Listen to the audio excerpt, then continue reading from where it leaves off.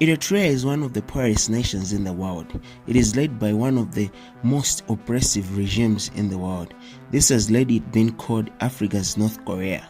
On today's African History 101, we look into the 10 reasons why Eritrea is considered the North Korea of Africa. Reason 1. The country was born from civil war. The nation of Eritrea was born out of a civil war, just like North Korea.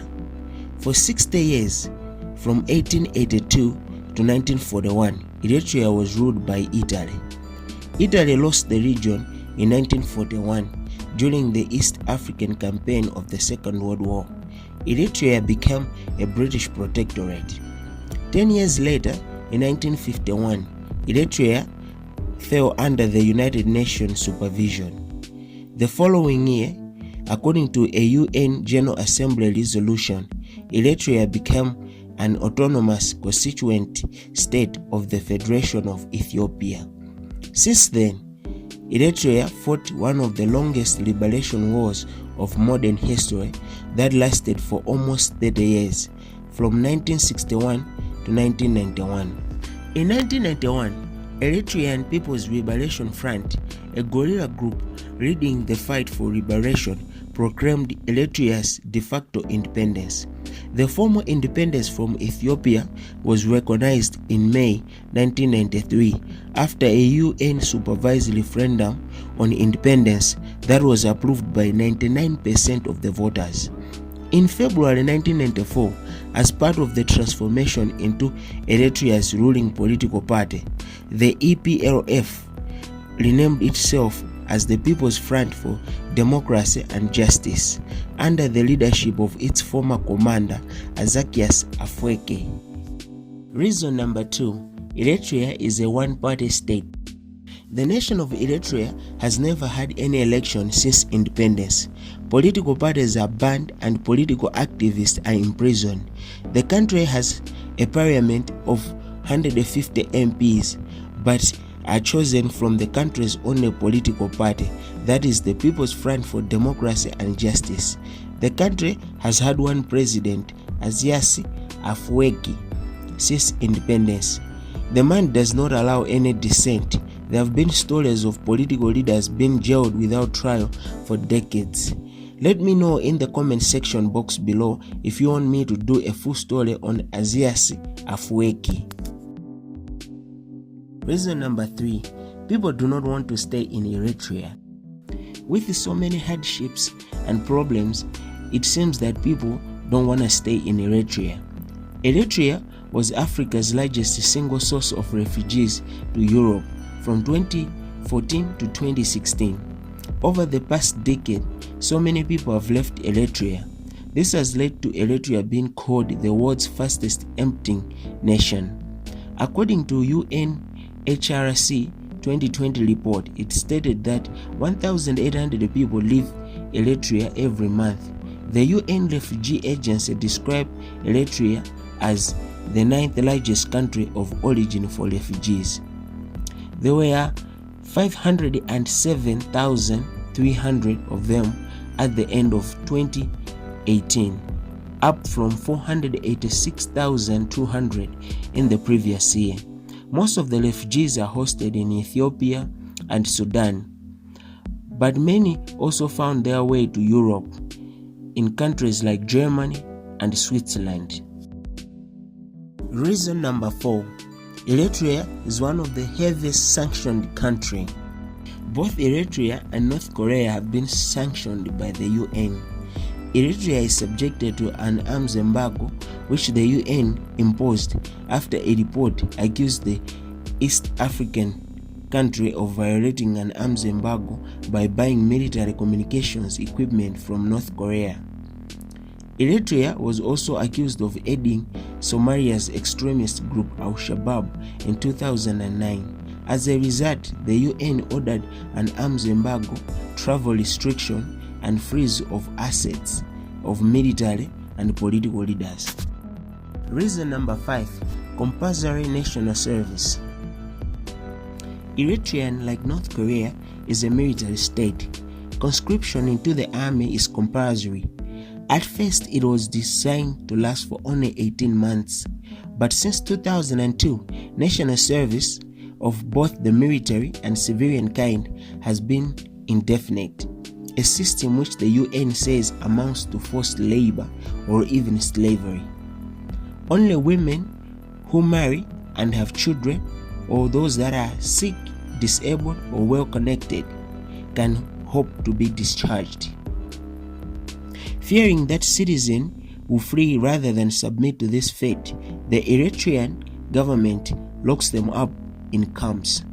Leaving requires an exit permit, which conscripts are almost never granted. The alternative to this is to escape, which brings it the risk of being shot or having to pay an exorbitant bribe. The compulsory military service has led to one of the highest proportion of military personnel per capita in the world. Reason number 6. In Eritrea, there is no private media. Eritrea is the only African country to have no private-owned news media. Eritrea is ranked at 178 in the Global Press Freedom Index, placed only ahead of North Korea and Turkmenistan. That's according to a report by Reporters Sans Frontier of 2020. Not a single foreign correspondent now lives in Eritrea. The Eritrean authorities had reportedly imprisoned the fourth highest number of journalists after Turkey, China, and Egypt. The whereabouts of many of them are not known. The country has only one television station owned by the government. Reason number 7. There are no ATMs in Eritrea. Cash can be difficult to get hold of in Eritrea. The government has imposed restriction on the amount of money depositors can withdraw from their bank accounts. Even if they have millions of nakfas, Eritrean currency, in their bank accounts, they can only withdraw 5,000 nakfa, which equates to $330. This has led to some businessmen to prefer cash in their hands because it is scarce.